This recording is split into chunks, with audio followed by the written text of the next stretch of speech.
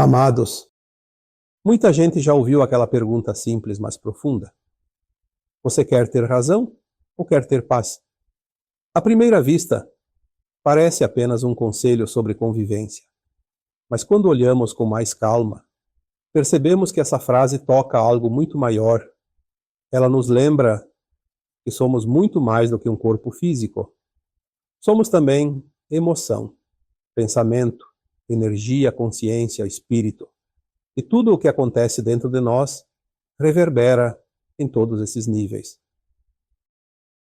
Uma discussão, por menor que pareça, não fica apenas nas palavras. Ela atravessa o coração, altera a mente, pesa no corpo, confunde o campo energético. É como uma onda que começa pequena, mas se espalha, tocando camadas profundas do nosso ser. Por isso, discutir nunca é algo neutro. Sempre deixa marcas, mesmo que invisíveis. Quando entramos em confronto, criamos um tipo de energia densa, uma vibração pesada, carregada de tensão, orgulho, defesa, medo ou raiva. E essas energias não se dissipam tão rápido quanto imaginamos. Elas ficam no ambiente, ficam no corpo, ficam na memória emocional.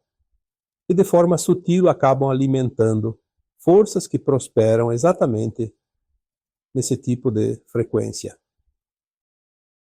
Existe uma delicadeza oculta por trás de toda a discussão. Muitas vezes pensamos que estamos apenas defendendo um ponto de vista, tentando provar algo, buscando justiça.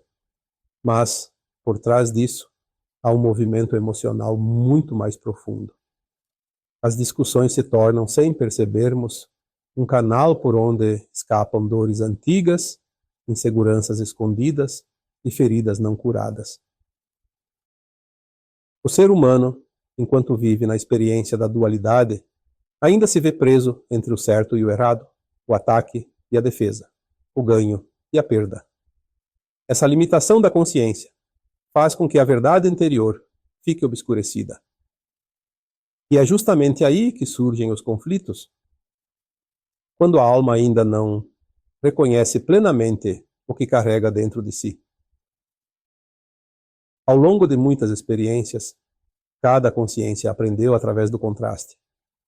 Foram jornadas difíceis, marcadas por desafios, sobrevivência, medo, luta. A nossa criança interior, aquela parte sensível e pura dentro de nós, foi ferida inúmeras vezes. E essas dores acumuladas criaram uma densidade coletiva que envolve a humanidade como uma névoa emocional silenciosa. Essas energias não desaparecem apenas porque o tempo passa. Elas permanecem na psicosfera, no campo vibracional, ao redor do planeta e dentro das pessoas. E sempre que alguém reacende uma emoção pesada, esse campo se reforça. É como se existisse um estoque invisível de dor e conflito sendo constantemente alimentado.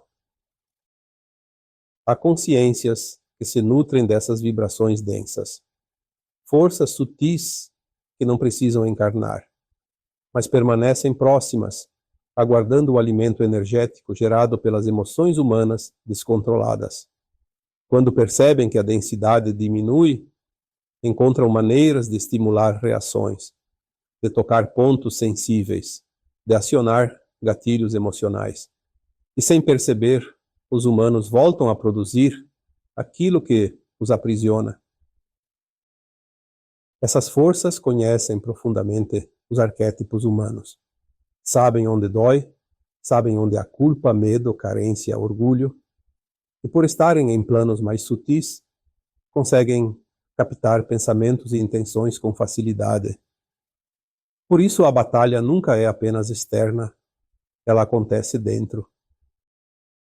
Tudo aquilo que nos causa desconforto desperta uma urgência em escapar.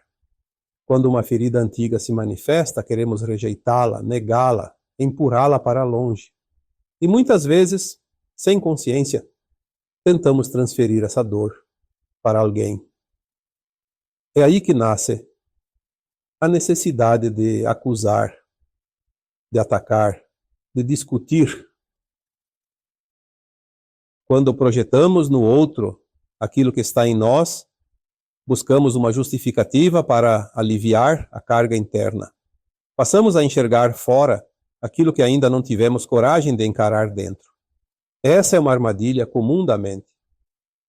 Acreditar que o problema está sempre no exterior, quando na verdade ele é um reflexo do que ainda precisa ser curado internamente. E então percebemos, uma discussão tem tudo a ver com isso, porque ela quase sempre nasce da não aceitação das próprias falhas, nasce da dificuldade de assumir responsabilidade, nasce do espelho que o outro se torna, revelando partes escondidas da nossa história emocional. Discutimos, muitas vezes, não porque o outro esteja errado, mas porque ele tocou algo em nós, algo que dói, algo que já vivemos, algo que ainda sangra. Reconhecemos no outro uma postura que um dia também tivemos. E isso desperta arrependimento, vergonha ou medo. A discussão se torna uma tentativa desesperada de não sentir. Por isso, o verdadeiro caminho não é vencer debates, mas curar feridas. Curar exige coragem, exige silêncio interior, exige voltar para dentro. É preciso acolher a criança interna que ainda se sente assustada, culpada, rejeitada. Essa parte de nós não precisa de julgamento, precisa de amor, precisa de presença, precisa ser abraçada com ternura, como alguém que finalmente é visto. Reconhecer que o problema não está no outro é um dos maiores passos espirituais que podemos dar. Porque toda discussão, no fundo, é um grito de socorro. É uma dor pedindo cura. É uma emoção pedindo acolhimento. Quando transferimos a dor para fora, entramos num ciclo vicioso. E esse ciclo é habilmente explorado por forças negativas que desejam manter a consciência presa no conflito.